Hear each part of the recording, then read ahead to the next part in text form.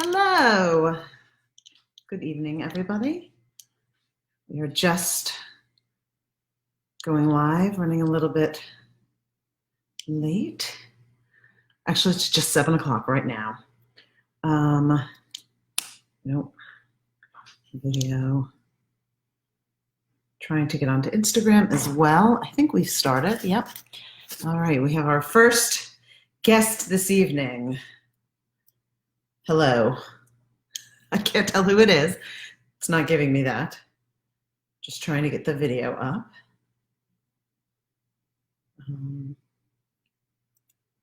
It's not working. Just taking a video. Hi, Mary. Welcome. Great. Live. Okay. All right, so I'm going to show you how to, oh, hello, Bennett. Hello, Keith and Nicole. Hi, Greer. Hi, Leslie. Welcome. Keith is trying to get Instagram going. Hi, Leanne. Oh, I thank you, Mary. Hello, Marla. All right, I'm going to show you all how to open a Pinot Grigio and a Pinot Gris. Are you ready? Aren't I funny? So I'm going to go ahead and pour. I'm pouring the Pinot Grigio and the Pinot Gris. This is the Pinot Grigio right here. Happy Friday, Leanne. Cheers. Keith and I have been running around. The girls decided to go kayaking without us. So we have been running around getting ready.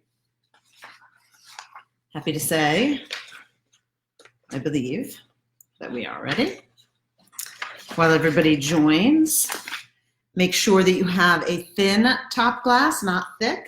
These are both white wine glasses. Notice they're much smaller in terms of how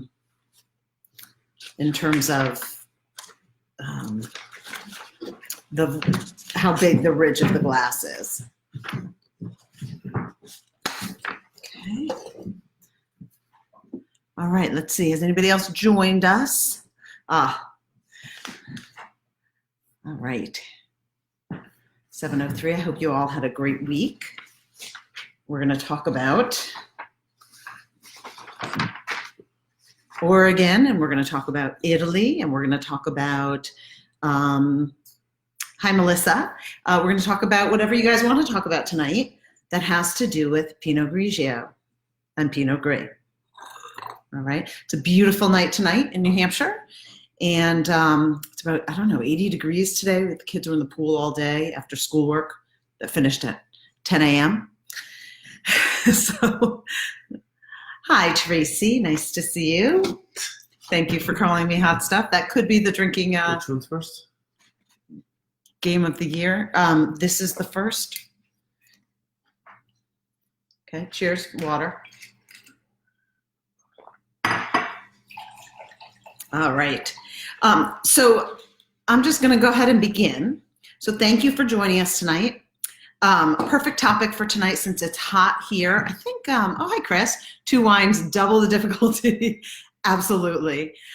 Anybody who's following me on Instagram or trying to, we're having a hard time with the connection. So you might want to shut it down and try it again. It's up to you.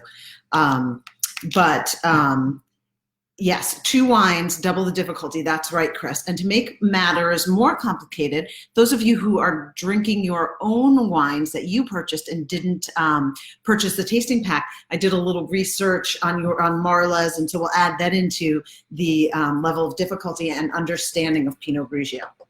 All right, so grab your bottle. Grab definitely 2 glasses if you have a Pinot Grigio and a Pinot Gris, and if you only have one, then you'll still be learning and enjoying. So 1 glass, unless we get time to play with it at the end, then you'd need a second.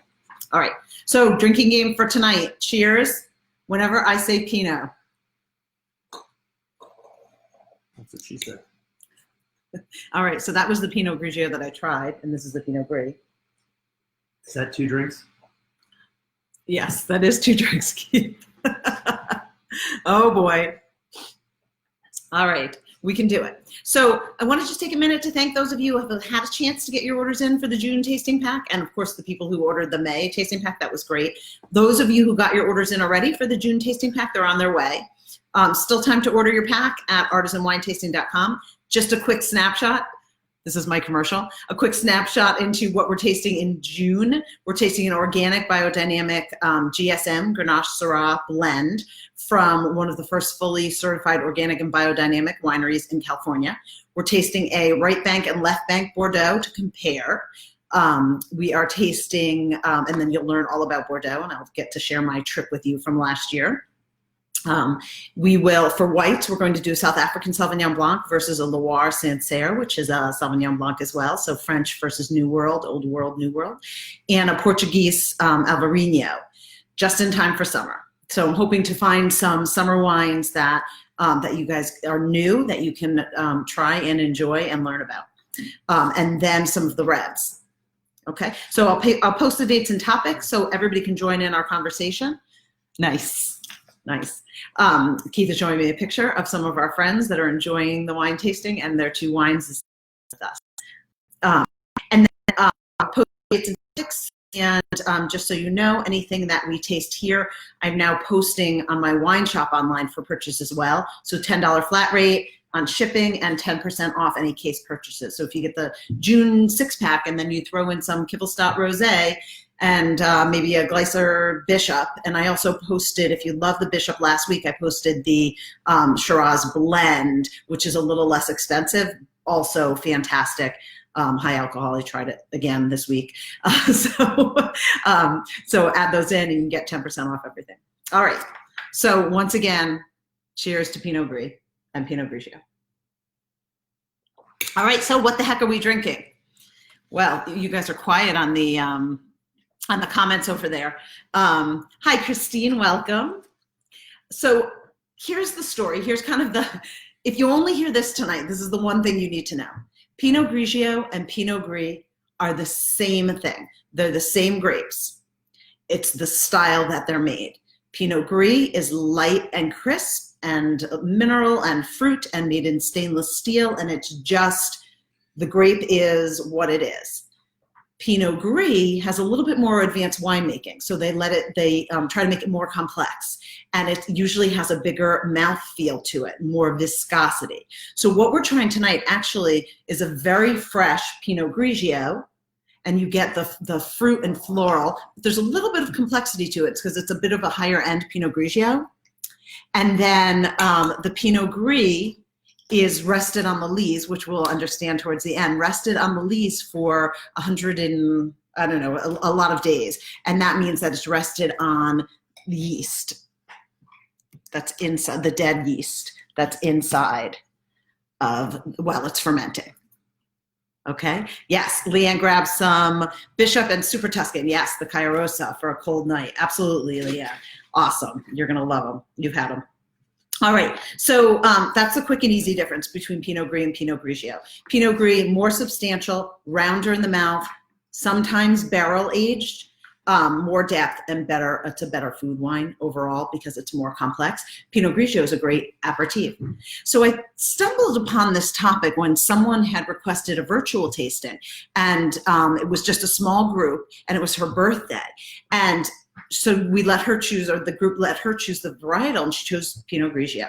And I thought, her friend was thinking she was going to choose Cab, but she chose Pinot Grigio. And I'm so glad she did, because it was the second, or Pinot Grigio is the second most popular white wine in America. It's typically a dry white wine. And Leslie, I'm glad you loved the Bishop last week. So you serve it at 48 to 52 degrees. So this week, make sure that it's cold.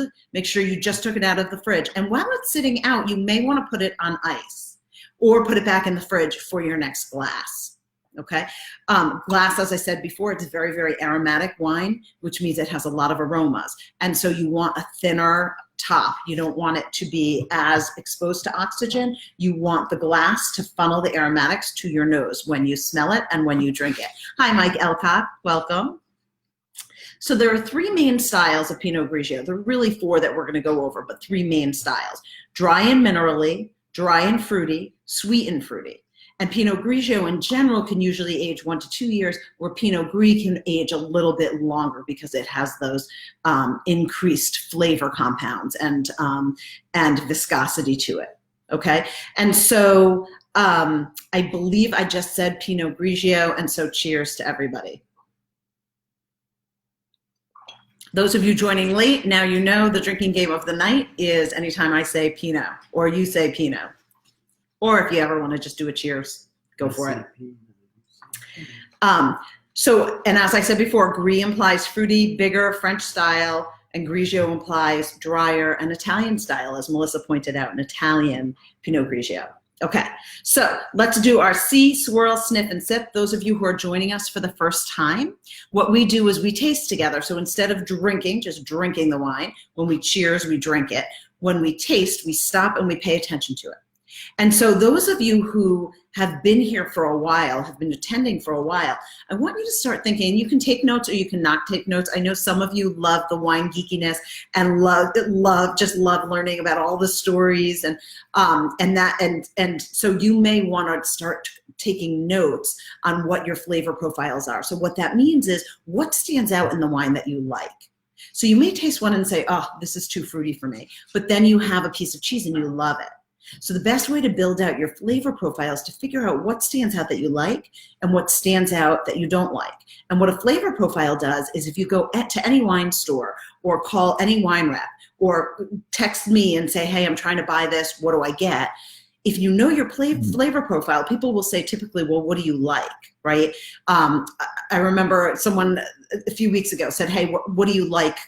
I'm making this up. It wasn't a few weeks ago. Several years ago, someone said, what do I walked into a store and we were talking and they said, what do you like? And I said, I like everything. And they said, what specific? Is it California red? They're just trying to get a sense of my flavor profile. And so your flavor profile overall for whites and reds may be different. It may be different, and it might be dependent on what you are eating with it.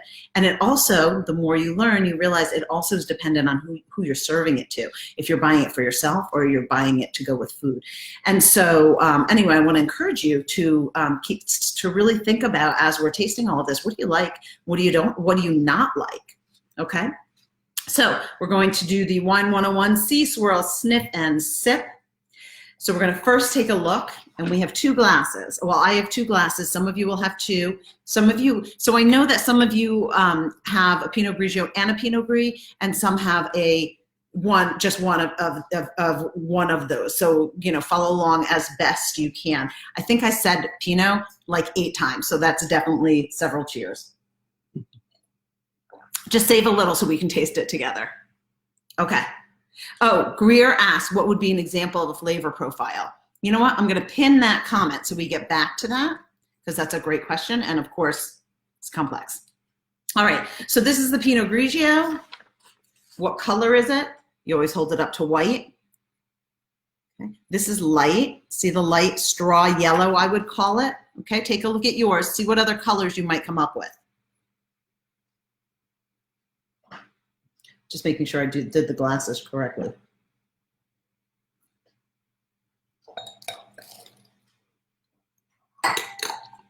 Yeah, good. All right. So any other colors? Chris, every week Chris enjoys a fine Walmart pizza. Walmart pizza will overwhelm your Pinot Grigio. But that is Chris's flavor profile. Right, overall, I don't know, well, I can guess that Walmart pizza with cheese and tomato, the acid in the tomato will interact with the acid in the Pinot Grigio, and it's going to, it'll create more of an acidic feel and taste, and it won't be as balanced. Okay, Marla's is a white corn yellow. That's an interesting, I like your choice of words, Mar. Okay, so anything with yellow, light, it's really not golden. Well, you could get away with golden with this one. You could get away with golden with this. Okay? Yeah, and Tracy has straw colored, okay? So we did our C. Now sniff. Okay? Now swirl and smell. Okay. Now, Melissa's having chocolate with her Pinot Grigio. Chocolate-covered strawberries. Melissa, tell us how that goes, because I would think the chocolate might block some of the fruit experience for you, and that it might not be a great pairing. Greer says the Pinot Gris is a very pale yellow. That's right. Oh, and Matt's words. Great. And Chris Westberg sees the color of Miller. I'm going to go with blue, Chris. I'm going with blue with that. Hi, Tammy. Welcome. And Arnie, I think. All right. And so as Greer called out, we're kind of doing two. So we're going to do, those of you who are doing two, we're going to do the Pinot Grigio first and then the Pinot Gris after. So the Pinot Grigio, light straw yellow. We got aromas. So what aromas do you have? What are you smelling in that? Now, it should be highly aromatic. I'm going to say the Pinot Grigio is not, the Alto Piano that we're drinking tonight is not super aromatic on first smell. So I'm going to use this trick. Yeah, as Tracy said, not very many scents. Okay, so I'm going to cover it. I was swirling. I wasn't just jostling around. All right, and I'm getting a little bit of additional aromatics. It's almost, it's definitely a pear and white flower that I'm getting in this one. All right, so tell us what you're getting in your Pinot Grigio. Okay, Marla gets water. Okay, and so the water smell could be wet stone or minerality. And then the perfume is usually, and this is a great lesson actually, thank you Marla for calling those out. So you can use words that just resonate for you. And all I'm doing when I give different words is taking out what the primary words are that winemakers use, okay? So Marla says water. So it could be steel, it could be, but I know what that water is representative of. And I think, okay, what is water? And that typically is that wet stone smell or a flinty smell. Perfume, typically flowers. And the concrete is interesting. I don't know what concrete smells like, but it could be tar. It shouldn't be tar, actually, in Pinot Grigio. See if you can put another word on it. Tracy gets some tart apple. Yes, definitely in this Pinot Grigio, it's tart apple. And Leslie, pear. It's like a pear, it's like a ripe pear. Yeah, and Melissa gets pear. Yeah, hi, Lori, welcome. And we have, oh, Tanya's here. I'm just doing Instagram. I've been doing it, but I haven't gotten comments on it before. So hi, Tanya, you're turned, but I'm glad that you're joining us. All right, so we're on the Pinot Grigio, and we did the smell. So lemon, lime, pear, green apple, we said floral. And you may get some honey on this Pinot Grigio. Okay, and you may on yours as well, depending on the winemaking style. Okay, and so Chris is saying it doesn't seem sweet at all, and I'm thinking more of the aroma, Chris. So it's pear with a little bit of honey. I think that's the piece that's making it a little sweet, but let's go ahead and taste it. And remember, when you taste it, you do a first taste, and then you do a second, not just because we want to drink wine, but because you overwhelm your taste buds the first time you taste it. And so you go for a second so that you can really pay attention.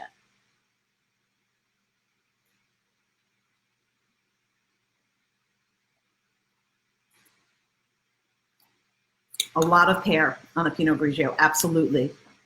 Yeah, yeah. Okay, what else do you get? Definitely there's that minerality that Marla smelled. And again, that's a different wine than the wine I'm tasting. But still, okay. You're gonna get punch, you're gonna get, hi Sylvie. You're gonna get punch, you're gonna get acidity, you should get a zippy mouthfeel. Tammy says it tastes like Sour Patch Kids. That's so interesting, Tammy. So a Pinot Grigio is going to be citrusy, and it is going to have a little bit of that sour. And for a Pinot Grigio, oftentimes it will hit mid-palate. So if you can think about how is that feeling in your mouth or on your mouth, definitely you should feel it kind of mid-palate, not in the front, but right in the middle, not all the way in the back. And you might get that kind of Sour Patch Kids feel and taste to it. Marla gets lemon, citrus, and lime, stone, and butter. Yep, all of those you can find in Pinot Grigio, particularly the one that she has that is a little bit more complex. And Tracy got pear and minerals. Yes, and that Sour Patch feel that I'm talking about, I would definitely put minerals on that. put kind of a mineral taste with it. Okay. And Chris says that's the acidity. It could be the acidity, but acidity is more of kind of the mouthfeel, not a sting, but it feels like a little buzz on your tongue. So, all right, good. Okay, you might get pear, you might get nectarine, you might get tropical fruit. Okay, so Tanya and Sylvie on Instagram, tell us what you are tasting. Okay, all right, good. All right, so that's the Pinot Grigio. Now, those of you who are only drinking one wine tonight, totally fine. We do this all together. But I want to do a comparison. So we tasted the Pinot Grigio. It should be light, pack a punch, and it should be acidic. Now let's try the Pinot Gris, okay? So this Pinot Gris, and again, I always hold up the white behind it so we can really look at the color. The color is very similar, but there is a little bit of almost like a flinty gold in it, okay? And it looks a little heavier, which it should. Remember, same grapes, different style, okay? So now we're gonna swirl it and we're gonna smell it. Okay, does anybody get a different smell with the Pinot Gris than they did with the Pinot Grigio? Keith's looking at me, but he's not giving me a try. All right, I'm gonna tell you right off, I'm getting butter. Butter from the Pinot Gris that I didn't get from the Pinot Grigio. And it says you've said Pinot 48 times. Oh, gosh. And they're almost done with both bottles. As Bennett pointed out, we're playing the drinking game, and every time I say Pinot you're supposed to drink, you can't possibly, you're going to have to catch up. So that you'd be done with the bottle by now. You're going to have to make it a drinking game audible. All right, I just went ahead and tasted. And so, yes, it's a more floral, bigger mouthfeel, definitely more sour on the finish. It's a longer taste and really more, but deeper. It should be a deeper flavor and a taste. And so if you haven't finished your bottles from our drinking game, go back, and you have a Pinot Grigio and a Pinot Gris, go back and try one and then try the other and see if you can pick up the differences, all right, while I talk about it. All right, so Lori's mentioning she's only drinking the Pinot Gris, but it's definitely heavier than Pinot Grigio, absolutely. And we're gonna talk about why, all about the winemaking. And Marla's saying for the smell with Pinot Gris, she's getting a tar rubbery smell, which isn't good. So Duck Pond, Mar, their Pinot Gris, that's an Oregon Pinot Gris, it's actually rating pretty well. And I'm not sure what that smell is that you are getting. Okay. But let's give it a little bit. I don't know if you just opened it. Sometimes if you get a funk on the bottle, it could be the age. But as it airs, it will release that kind of tar rubbery smell. Okay. All right. So I'm going to jump in. So for depending on where the grapes are grown, Pinot Grigio can take on honeyed notes, floral aromas like honeysuckle, honey, citrus, sweet fruit, and it also can have a salinity to it, a saline-like minerality. Okay, so what does that taste like? It almost tastes like a salt. It's from the soil and the minerals, and so if you can, I don't believe that either of the ones that that are from my tasting pack have salinity. So if you do have a salinity in yours, call it out for us. Again, tastes like salty. Okay, Marla said the Gris is definitely heavier, higher alcohol content. Yep, absolutely. And Marla's is a 2014, so though it's still rating well, best practice for Pinot Gris is to drink it, if it's a 14, within 3 years, 17, maybe 18. So that could be the funk that you're tasting, Mark, could have turned a little. It still might be okay. All right, time for a trick. Wine trick, okay? Marla, and anybody else who has wine that you think may have turned, take your glass, dump out the wine into something else. Take the good wine, the Pinot Grigio that you have, coat your wine glass with it, just a little bit, roll it around the glass, and then dump that out and put your wine back into it, the one that you're not liking. I promise you it's gonna taste better. Go ahead and try it and tell me. All right. Tracy's got some lighter pear and citrus smell, not as much minerality. Great call out, Tracy. So Pinot Grigio will have some of that minerality, but Pinot Gris, because of the winemaking, is going to have less because as it sits on the yeast, it's going to be, it's going to lose some of that minerality up front. Okay, so Chris says, the Pinot Gris is more of an experience. The Grigio is more light and transient. Yes, you got it, guys. You got it. Okay, perfect. And that's why they say for Pinot Gris, it's a better food wine because there's just more to it. It has a better finish. There's more to it. The Grigio is great. We're going to have to change the drinking word. Bennett, let Keith know if you have a new one we can use. The Grigio is more light, and that's more of an aperitif or very light fish or light foods that you can serve it with. Okay? All right. So tell us what you're drinking. If you guys don't mind, you can hop on and tell us where it's from while I go through this. All right. So the wine info, the grape varietal is Pinot Grigio. It was born in Burgundy, France as Pinot Gris in the 1300s. It was thought to be a mutation of Pinot Noir. It was actually, it actually is a mutation, not thought to be. It's a mutation of Pinot Noir that grows with light skin. So instead of the grapes being green like most white grapes are, Pinot Grigio, they're actually a gray. Grigio means gray. Gris means gray in French. Grigio in Italian. And so they're like a bluish, purplish color.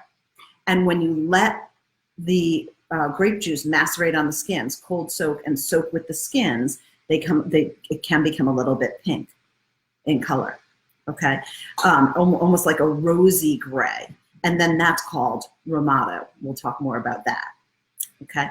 So mostly grown in cool climates, like Pinot Noir, on hillsides, like Pinot Noir. And it's a very, very terroir-sensitive grape, meaning it's very particular for where it grows and from where it grows and what's in the soil. So what's in the soil, the climate, and all of that, it really picks that up. All right, so I'm just going to page down on Instagram. All right, so in Italy, so it started in France, but in Italy it crossed over the Alps, and it became known as Pinot Grigio. It got a bad rap for a long time because it was overproduced, but since it was so popular, just like when we talked about with Chardonnay, once it's overproduced, it's big volume, and they grow it in huge lots. They make it in large vats. They don't hand harvest it, and there's not a lot of winemaking artistry. And so they're going for the same flavors and the same experiences year after year, and that's why Pinot Grigio got a bad name to it. Okay, but there are 3 or 4 styles that are made using this grape. And as you can tell, the ones from the tasting pack are more complex. And some of you, the Pinot Grigios that you're drinking, may be more complex. And so I had said, tell us what you're drinking. Greer's drinking the Raptor Ridge 2018 Pinot Gris out of the tasting pack. So while you're telling us what you're drinking, I'm going to jump ahead. So there are really 4 styles, 3 to 4 styles made using this grape. Pinot Grigio, which is minerally and dry, fruit and zip. 10 to 12% alcohol typically, and typically less expensive than Pinot Gris. Cooler climate, usually a very dry wine that pairs perfectly with mussels, French fries, hot summer days. A sipping wine. Simple, not too fruity, and sometimes has that salinity to it, that salt to it. It's made in stainless steel, so Pinot Grigio is made to be simple and fruity and zippy. So they cold press the grapes, they take the skins off, they put it into stainless steel vats, and they ferment it. That's how it's made. Simple, easy Pinot Grigio. And it's lovely for a pool sipping wine, as we call it. Okay, found in northern Italy, especially Trentino, Alto Adige, Veneto, and Lombardy, Abruzzo, Tuscany, Italy, Austria, Hungary, Slovenia, Romania, Germany, and the Okanagan in Canada. So all of those pieces that I all those places I just named, they're all cold weather. They're all cold climate, okay? So this is the map of Italy, as you can see. And up here, this is all northern Italy. And that's the predominant area for Pinot Grigio, okay? So northern Italy, Friuli, Trentino, Adige, it's all up north. Now they have the moderating winds from the ocean and the seas, but the Pinot Grigio we're drinking tonight out of my tasting pack is actually from Abruzzo, so it's down here. But that area is moderated by cool temperatures from the Apennines, from the mountains, the huge mountain range in Italy, and by the Adriatic Sea. So it can be made in other places as long as it's as long as they're cooler climate. Hi, Jackie. Welcome. We're just drinking and talking about Pinot Grigio. Eating with Colby cheese and buttered microwave popcorn. Nice, nice. Okay, Lori has the Chateau Saint Michel from Washington. Their Pinot Gris. I've never had it. 2017 sounds fantastic. All right. General rule. So what goes with Pinot Grigio? We kind of talked about it before, but the general rule of food and wine pairing: what grows together goes together. So Mediterranean area, seafood, shellfish. For Pinot Grigio, antipasti, seafood, vegetables, fried fish, fish and chips, light pasta sauces with seafood like clams. So the Bennetts are sharing. They are having popcorn and they had Colby Jack cheese. And had Colby Jack cheese. Not Colby cheese. I don't Colby. know if it's Colby Jack. Okay. All right. So tell us. I'm not sure. I think with the popcorn would actually be fine with the Pinot Grigio, especially with the salt. But the Pinot Gris, I'm not sure how that would. The Pinot Grigio might not be as good with the cheese because it's so heavy and so thick. Okay. And so Tammy asked Chris, do you have wine from your homeland? Chris says not warm enough for wine from Sweden. Wait 10 years. Yes. They're making wine all over the world now. So there has to be wine in Sweden. I just don't know about it. All right. So Pinot Gris, that's the second. So we've already, and cheers. We've talked, I said Pinot 18 times. So Pinot Gris is the second style. It's fruity and dry. Pinot Gris tends to be crafted toward rounder barrel-aged, more food-friendly profile. More fruit in the aroma, which we definitely picked up in the difference, tells us likely from a warmer climate. I'm not going to call it warm, but warmer climate. You can pick out lemon, yellow apple, white peach in the aroma, okay, which it sounds like Lori has from her Chateau Saint Michel Pinot Gris. Less acid, more oily on the palate. Oftentimes they use malolactic fermentation. So what that is they do a secondary fermentation and it gets rid of that sharp acid, which we were talking about before, and leaves smooth acids. And that's why Pinot Gris is a smoother wine overall. It can be made in stainless steel, but they also can oak barrel it, usually in neutral barrels. If they use too much oak, you would taste it. And this is the Pinot Gris. And what does aging in the barrel do? Well, it mitigates the lemon zing, the citrus zing, and the acidity, and it enriches the fruit and adds a little bit of wood spice to it, gives it more structure. So I don't know if any of you, if you take a look at your Pinot Gris, not the ones from my tasting pack, but like Lori's, the Chateau Saint Michel, is that oaked? Does that have that wood spice in it? Okay, and then sometimes it's aged on the lees to add more texture. That's that yeast. So as they're aging and fermenting the wine, the yeast dies off and it sinks to the bottom of the barrel. And so what they do is they stir up the lees because it adds in a different texture. They do this with champagne. They do this with a lot of Chardonnays, and it gives it kind of a buttery, silky texture. And so they do this with Pinot Gris as well. They do not do this with Pinot Grigio, main difference. But not everybody ages on the lees. And so Pinot Gris is more expensive because there's more winemaking, as you can tell.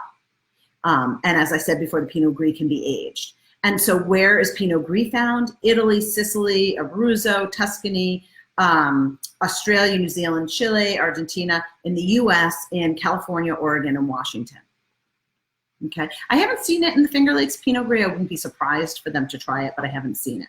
And then it goes with medium-bodied, it goes with seared or grilled fish, oven-roasted chicken, it's meaty fish, cream cheese, sauces, rich veal, chicken or pork, foie gras, and even lamb. Okay, so we covered Pinot Grigio. Hi, Jess Weller. And we're covering Pinot Gris. And hi, Lori Ludwig. I'm glad to hear that you are feeling better.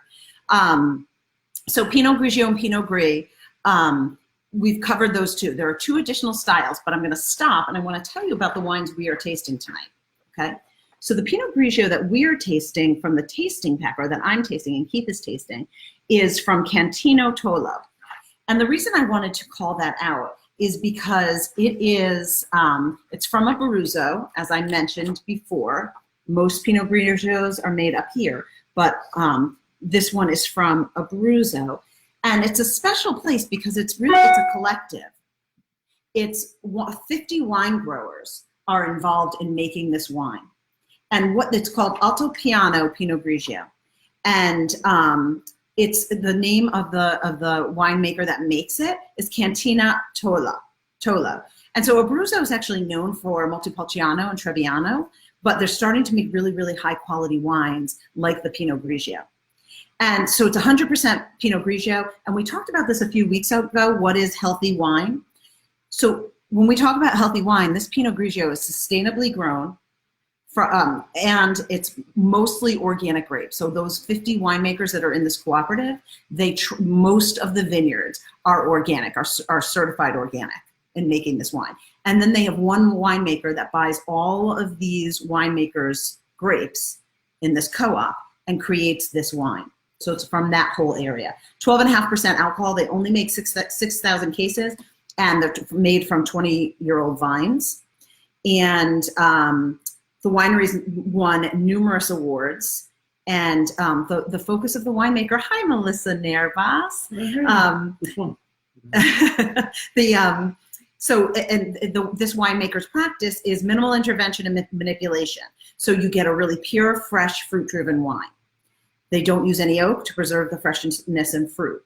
Okay, and they cold macerate the grapes. So they let the grapes sit at a cold temperature after pressing in stainless steel, and that's why it's a little bit heavier than just pressing and taking off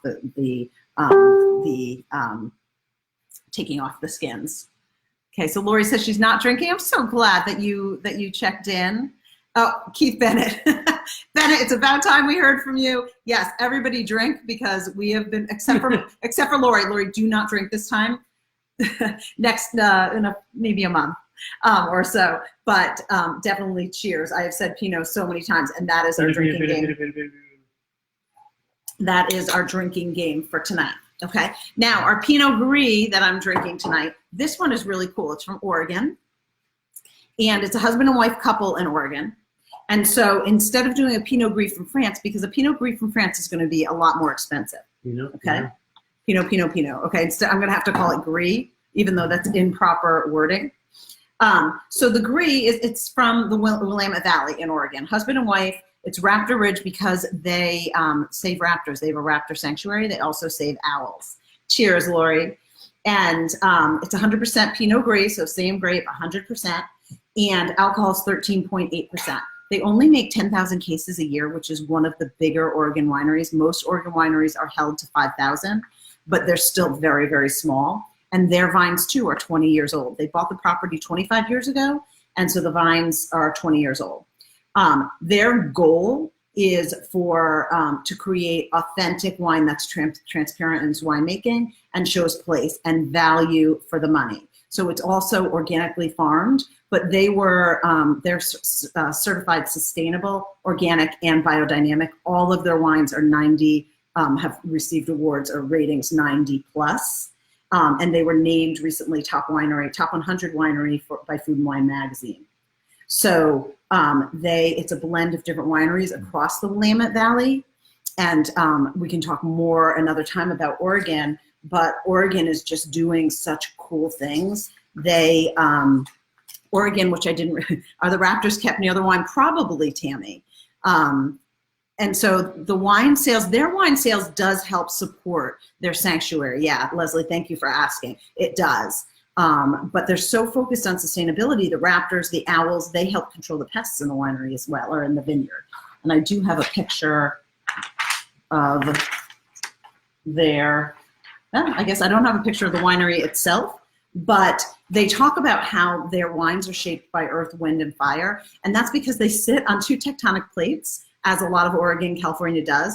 But when I was in Oregon a few months ago, they kept talking about volcanic soil. Well, now I understand the two tectonic plates thousands of years ago hit each other, and one went above the other right where they are, and it spewed up all this lava. So they have all this minerality, these incredible minerals in their soil. And then the same area that they are in, there were the Missoula floods, which were a huge iceberg dam, and it would flood every 40 years as it melted. And so it brought all this loam down to the vineyards. So all of that creates this really complex soil. So yes, Melissa, earth, wind, and fire. And I'll show you a picture in a minute. So Chris asked, what's the significance of the age of the vines? So the older the vines, the deeper they can grow in the soil, the more levels of minerality that they're picking up. And that's really important for something like Pinot Gris, 2 drinks, and Pinot Noir too, which they would grow there because we're gonna have to change the drinking game to Grigio. It's gonna be Grigio. So it's picking up more minerality the deeper that they grow. So the older they are, the deeper the vines, the more minerality, and that's reflected in the wine. Cheers. All right, here's a picture of their earth, fire, and wind. These are just an example of different kinds of soil. I know they're backwards and you can't really read them. We don't think often about the soil that goes into the wine that we're tasting, but when I want you to take a sip of your wine, and I want you to think about the fact that there are all these different minerals, and you may be able to pull out some different components.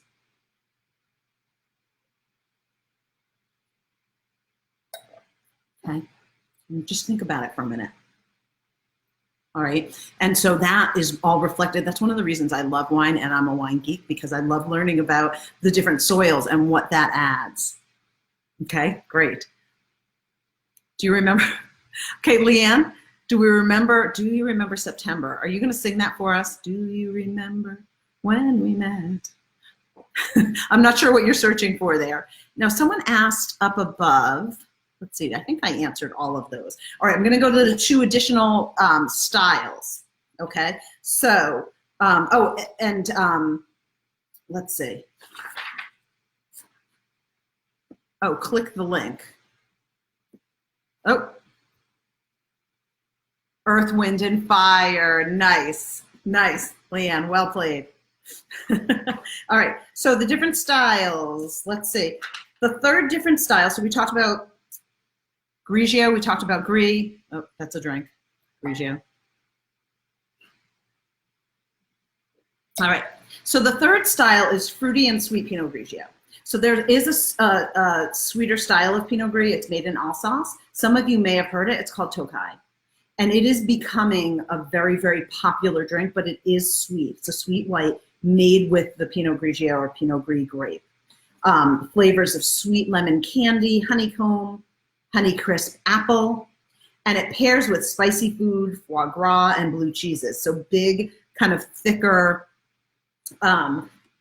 bigger mouthfeel, creamier tastes on your tongue, and that cuts down on the sweet. So that's why they pair really well together. So Pinot Gris can be harvested, picked later, and harvested as a dessert wine. There's also a very sweet version called Vendange Tardives, which is late harvest, and Selection des Grands Nobles are best ever. So if you like sweet dessert wines, you can find that kind of style. All right, and then the 4th style is Ramato, and I alluded to it before, and I think Marla asked me about this. We've talked about Rosados, and those were rosés in Italy, but Ramatos, that's a rosé made from Pinot Grigio specifically. And Grigio. So Grigio, drink.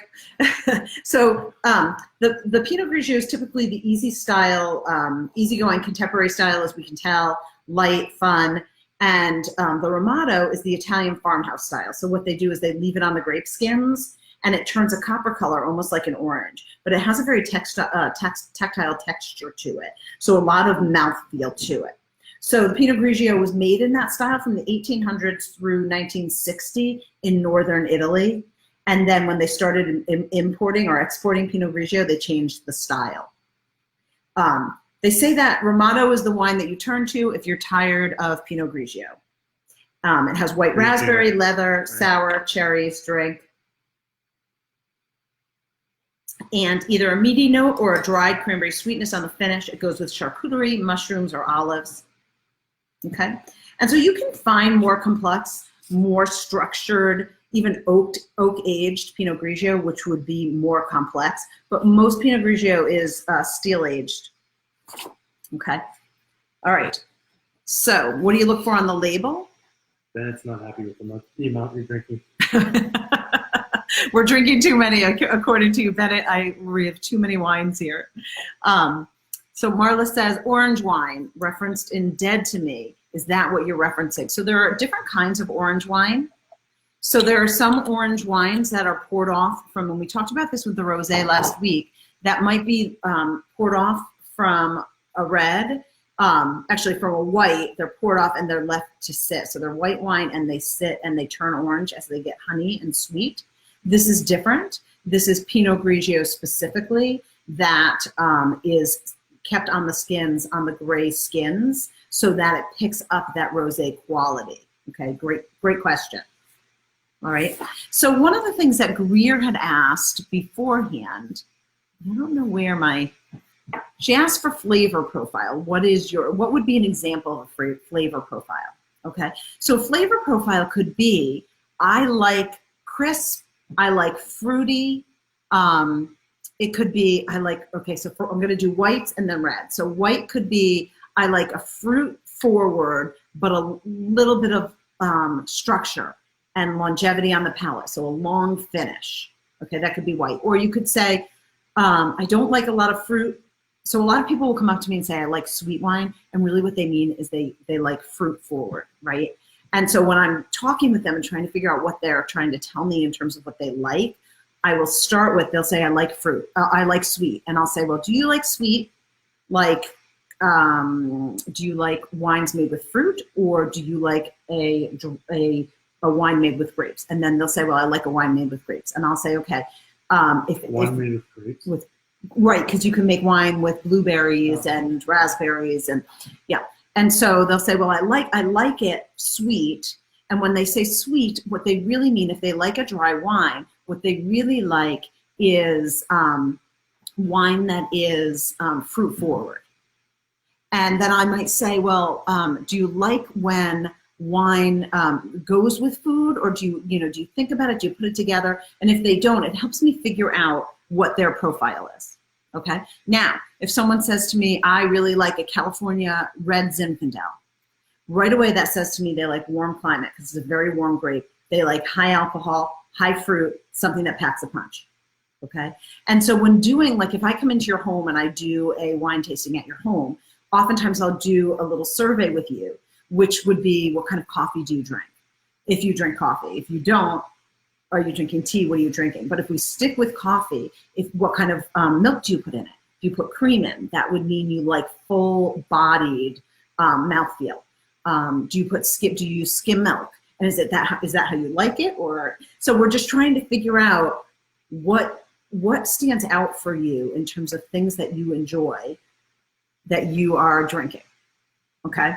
So I don't know if that's helpful, but that does, when you figure out what your flavor profile is, it makes it much easier to buy wine. So for example, once you know that you like California Zinfandels, and I can say to you, you like warm climate, then I can say, oh, there are other wines that also go with that. Here are your keywords. And so if you take, let's say you take the app Vivino, and you take a picture of a wine bottle, it has all these reviews. And all those reviews are people saying, I think it's this, and I think it's this, and giving a description. But their keywords, if they match your keywords, that means that's a good wine for you. If it doesn't match your keywords, like if someone says cigar and tar, I may not go with that. Italian wines will always rate lower because they're earthier and people don't know how to use those words and what to do with Italian wine. So I'm just saying, when you're reading reviews, that's one of the reasons why flavor profiles is helpful. The other reason is if you're drinking, let's say you go out to dinner and you're having seafood, and you're having shrimp with Alfredo sauce. So it's creamy. And oftentimes waiters and waitresses don't understand wine. And if the sommelier isn't available or there is no sommelier, if you know your flavor profile and you know you like crisp wine, white wine, then, because that's what would go with shrimp, you're going to know that Alfredo sauce is going to lessen that zip and that feel. So you're going to have to go with a more substantial white wine. So that's a lot of information. I don't know if that's helpful, but that's something I'd love to help you build out as well. Okay, so Marla and Chris are requesting an orange wine night. Well, there is an orange wine day, definitely, National Orange Wine Day. So that could be something that we do, could be. All right. So I want you to go back and take a look at you guys have been a little quiet on the comments. So I want you to go back. I know that Lori is drinking the Pinot Gris from Chateau Saint Michel. And by the way, Chateau Saint Michel is in that same floodplain as the Missoula floods that Oregon is. So all of those minerals from the Missoula floods, all of the soil contains all of this loam and also the volcanic ash too, which is why Washington is also doing very well in terms of making wine. And Oregon is being likened, it is on the same latitude. Chris, make that tonight. It is on the same latitude as Burgundy. Okay, so as Chris mentioned before, Sweden, you know, things are warming up in the world. And so there are all these different wine regions that are starting to emerge. Like I mentioned, Slovenia. There's Moldova. Moldovan wines used to be just very sweet, and now they're coming out with fine wine. So it's kind of fun to play with the different countries and what they're producing as things warm up. When I was in Bordeaux last year, on the left bank, they're very, very traditional. We'll talk about this on Bordeaux night, but they're very traditional, but they actually, on both left and right, a lot of the wineries we went to were talking about how they're trying out different crops and different varietals, because as things warm up, their traditional Cabernet and Merlot that they used to grow so well there, they're now struggling with. And actually Merlot is doing fine, but it's funny because I was looking, left bank used to be predominantly Cabernet driven, and now like the one that I chose is more Merlot driven. So they're blends of Cab Merlot and a few other things. And so definitely climate is playing a role in the wines that you're going to taste and the wine regions. And let's see, Alfredo. I think Walmart does sell the Alfredo sauce, Mar. So I'm sure Chris can confirm that. But anyway, going back to France. So Burgundy is warming up, and they are very much more rigid. And so when we were there, they weren't talking, the wineries were not talking about trying out test crops. So it'll be interesting to see, because they plant a lot of Pinot Noir, and so that's a cold climate grape. So it'll be interesting to see where they go with that. Okay. Santa Margherita, I'm just going to jump in with some of the major wineries that you've heard of. The Santa Margherita Pinot Grigio, that's going to be zippier and lighter. And I think, Keith, where did that Pinot Grigio go? Can I have that? So Grigio. I said Grigio 6 times. Grigio.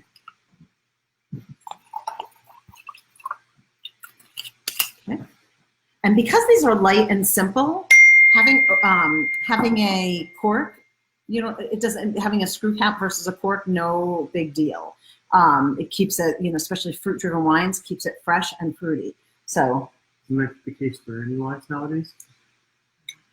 Well, but sometimes they want the cork. Keith asked, isn't that the case for all wines? Sometimes they want the cork, like especially the complex reds. The cork adds flavor into it, flavor, okay. Yeah, flavor profile, and that's part of aging as well.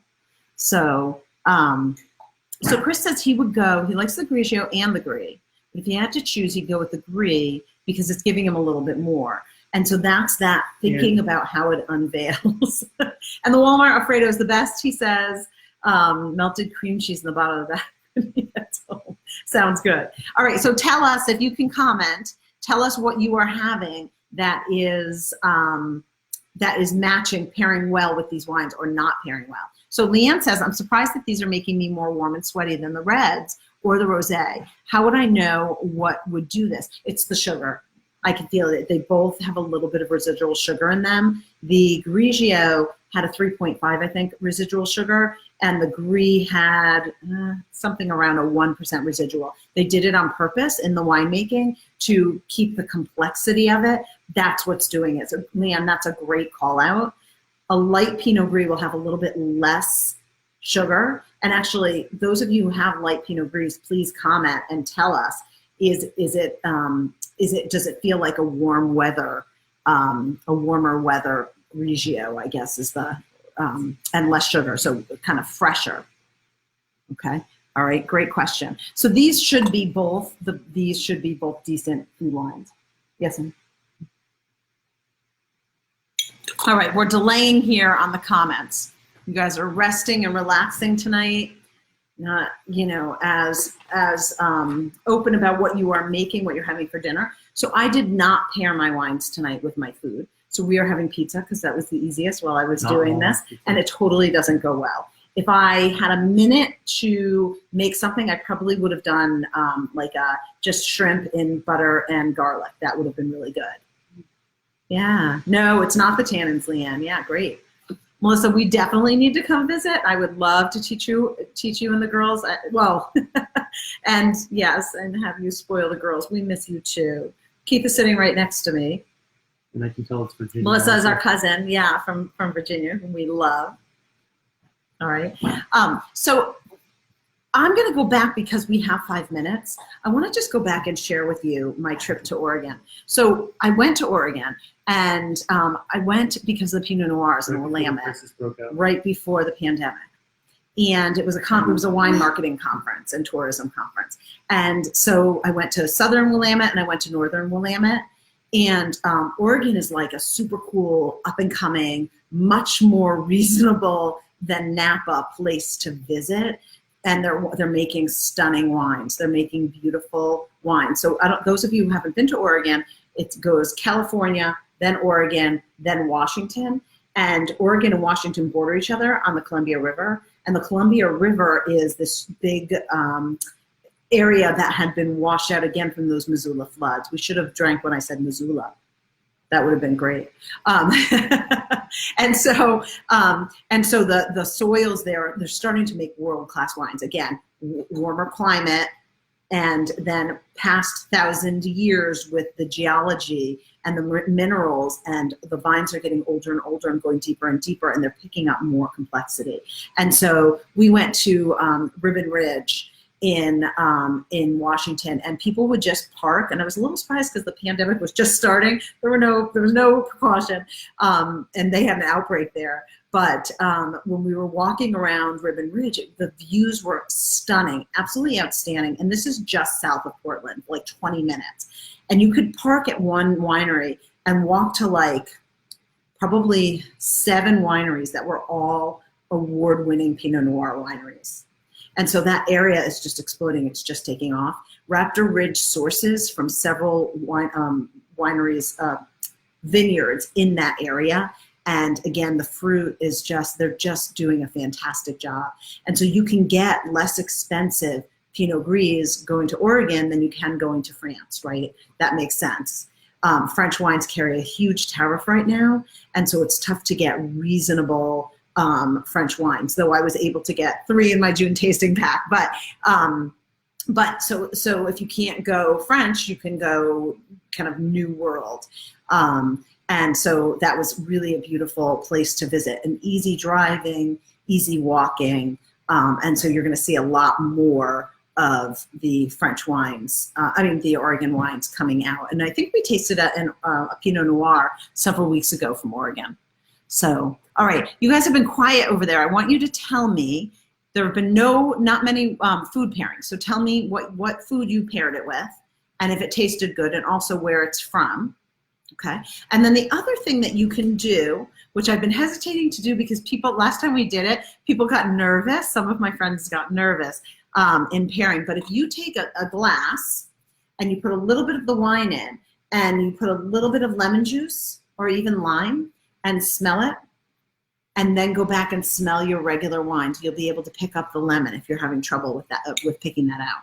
Same thing with apple. If you take a little bit of apple juice or squeeze a little bit of an apple into one of the glasses, or a little bit of wine in a glass, and smell it and taste it, then you'll be able, when you go back to your wine, you'll be able to smell and taste that.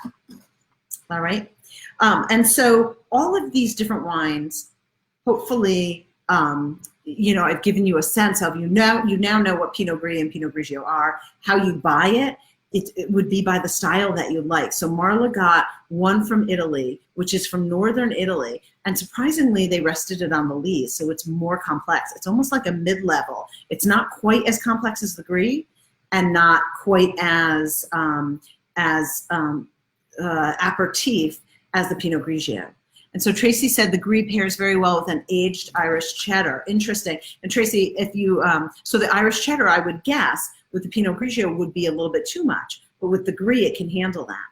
Okay, and that's also another thing, those of you who like to take notes on this stuff, is to note what goes well with it so that the next time you eat and drink together, you'll know what to choose. Lori Bailey says the Gris paired well with chicken and pineapple salsa. That sounds yummy. And Leanne said she had the Irish cheddar too, like Tracy did with the Pinot Gris. So that's interesting. And I send out food pairings, suggested food pairings by email when you order the tasting pack. So it helps you kind of pick what might go with it. All right, another comment? Grilled pineapple, it sounds amazing. Oh, that's interesting, that sweet grilled pineapple with the Grigio. Yes, and Pinot Grigio will go really well with appetizers. So that's kind of a cool call out. And Chris went to Walmart for his Colby Jack, Monterey Jack cheese, and it went really well with both wines. So that's fantastic. Thank you all again. I really appreciate it. I know that you can spend your time in a million different ways, and I really appreciate that you take this hour and spend it with me every week. And I hope that you all stay safe, and I hope that you all stay healthy. And thanks so much for all of your comments and participation and for joining us. And I wish you a wonderful week. Take care.